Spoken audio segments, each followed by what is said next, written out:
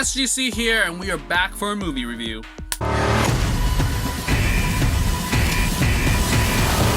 The Hunt. So this is directed by Craig Zobel. I haven't seen anything that he's done except for Compliance back in 2012.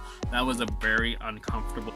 And it's written by Nick Cuse and Damon Lindelof. Lindelof, you know him from Lost and a lot of other things. And Cuse actually was a producer on Watchmen and Maniac. So interesting there, and also was a writer on Leftovers. And so this movie is super well known because it was delayed, because it's like about rich people killing less rich people, or just rednecks, I guess. That's how they market it. And it stars Betty Gilpin and everyone else. Check down below. And Jason Blum serves as producer under his Blumhouse Production banner with Lindelof. And so this is the news. So it was originally scheduled to release on September 27th. Because of the Dayton and El Paso mass shootings in early August, Universal decided to delay it, and it was delayed until March 13th of this year. And it was affected because COVID. But anyways, what's this film about? Well, basically, it's about 11 captives who wake up gagged in a forest for the hunt. And that's it. Betty Gilpin is one of the people gagged, and then she escapes, and things happen. So what did I think? Well, first off, the first no Betty Gilpin was really just that was hard to go through.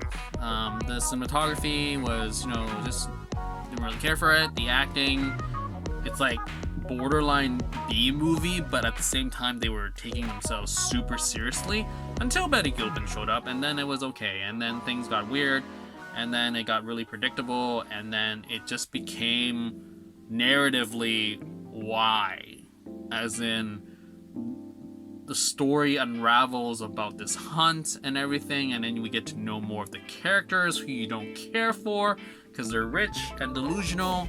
And then we got a nice, I didn't know she was in this film, and I don't know if you care, but I'm not gonna say her name. But this person was in the film, and it was like, oh, what have you been doing all these years? Haven't seen you in a long time. And it's like one of those she's not a cameo, but it's like casting.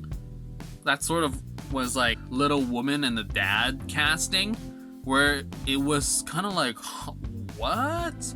Especially the fact that they hid her face for such a long time in a scene where she talks a lot, and then it finally reveals who she is. You're just like, she's in this movie?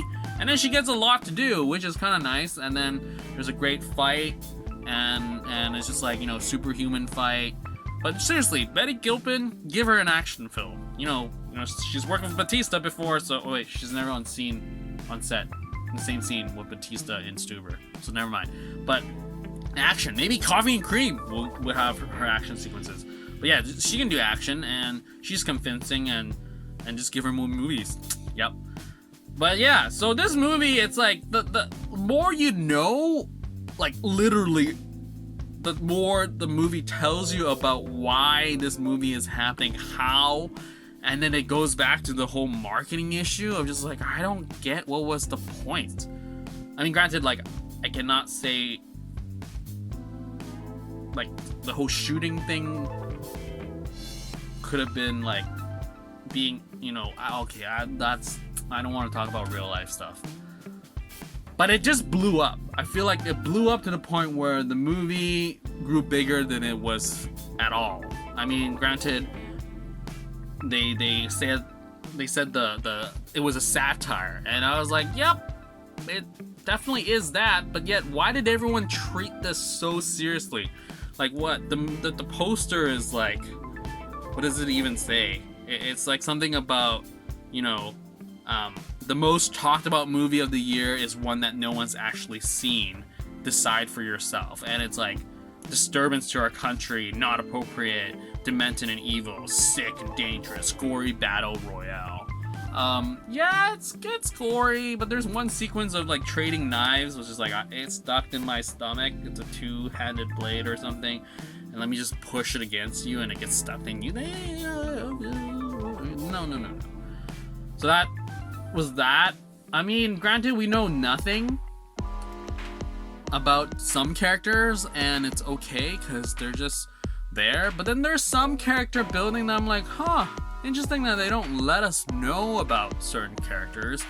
And I was like, I actually want to know, but I guess I don't, which makes it even more silly because it just seems like she's a super soldier and it's just implied she has military training. And I guess it's like, oh, yeah, so it's like, as you know more, it becomes more and more far-fetched. And then, like, seriously, that was the reason for the entire film? Like, when it's like that, it's just like, ooh, that was dumb. So I feel like it is a satire. It is something to laugh at.